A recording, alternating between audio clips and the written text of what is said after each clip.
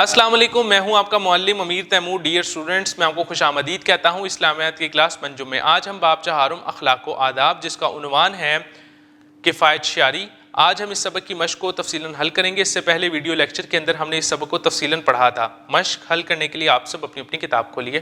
مشق درست جواب پر دائرہ لگائیں۔ کنجوسی کرنے والے شخص کو کہا جاتا ہے کفایت شعار، بخیل، اعتدال پسند، سخی۔ درست جواب بخیل۔ کفایت شعاری اختیار کرنے والا شخص کبھی نہیں ہوتا خوشحال، رئیس، تنگ دست، مطمئن۔ درست جواب تنگ دست۔ اپنے مال و دولت کو ضرورت کے مطابق خرچ کرنا کہلاتا ہے اسراف، بخل، سخاوت۔ کفایت شعاری۔ درست جواب کفایت شعاری۔ بخیل کہتے ہیں فضول خرچ کو، اسراف کرنے والے کو، غصہ کرنے والے کو، کنجوسی کرنے والے کو۔ درست جواب کنجوسی کرنے والے کو۔ درست الفاظ کا انتخاب کر کے خالی جگہ پر کریں۔ اسراف خالی جگہ کی ضد ہے۔ بخل اور اسراف کے درمیانی راستے کو خالی جگہ کہتے ہیں، میانہ روی۔ کفایت شعار انسان بہت سے خالی جگہ سے محفوظ رہتا ہے، گناہوں۔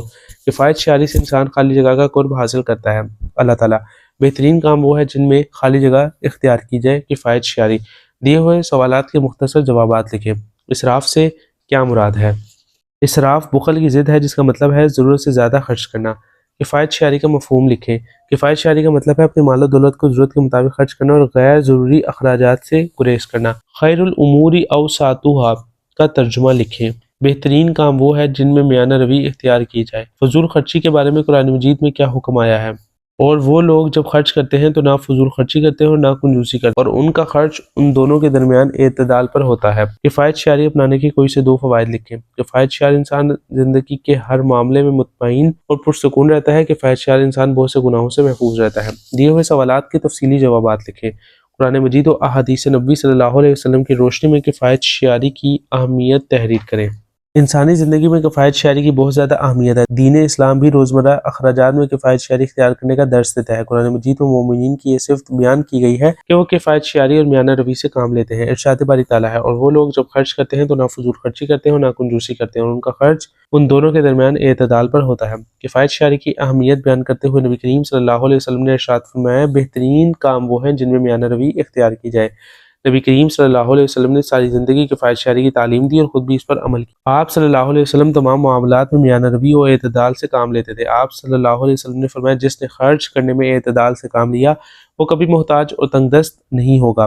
نبی کریم صلی اللہ علیہ وسلم نے ہر موقع پر اسراف سے منع فرمایا ہے، یہاں تک کہ وضو اور غسل کے پانی کے استعمال میں بھی احتیاط کرنے کی تاکید فرمائی ہے۔ ایک دفعہ نبی کریم صلی اللہ علیہ وسلم حضرت سعد بن ابی وقاص رضی اللہ تعالیٰ عنہ کے پاس سے گزرے، وہ اس وقت وضو کر رہے تھے۔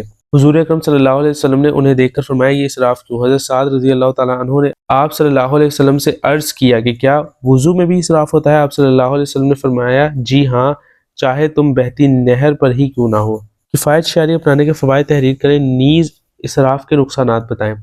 اسراف کرنے والا شخص دوسروں کا محتاج ہو جاتا ہے۔ اسراف کرنے سے انسان تنگ دستی کا شکار ہو جاتا ہے۔ اسراف کی عادت انسان کو اپنی ضروریات پوری کرنے کے لیے ہر ناجائز کام پر اکساتی ہے۔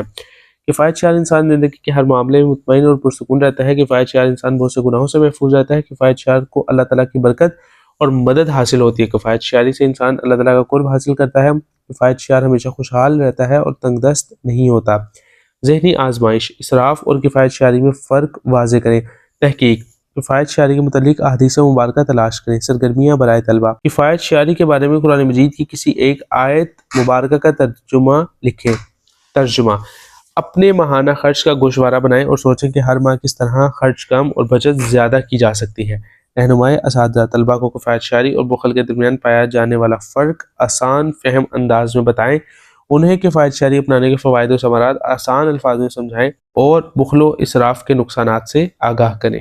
ڈیئر اسٹوڈنٹس، آج ہم نے اس سبق کی مشق کو تفصیلاً حل کیا ہے۔ میں امید کرتا ہوں کہ اب آپ بآسانی اس مشق کو یاد کر سکیں گے، اس کی پریکٹس کریں گے، مزید مشق آپ کے لیے آسان ہو جائے گی۔ تو ملتے ہیں ایک نئی ویڈیو میں ایک نئے سبق کے ساتھ، اب تک اپنا بہت سا خیال رکھیں۔ اللہ حافظ۔